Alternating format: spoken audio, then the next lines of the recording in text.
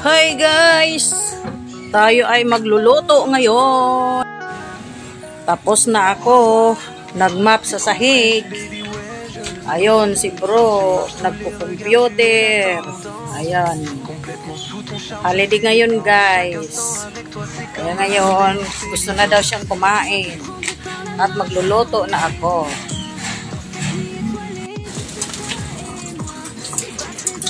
Ayan. Nagluluto ako ng itlog. At ininit ko yung gulay ko. Yung sabaw na isda. Na may kamong Yun na guys. Ito ay ating baliktarin. Lagyan natin ng dito na bro na may malasado lang.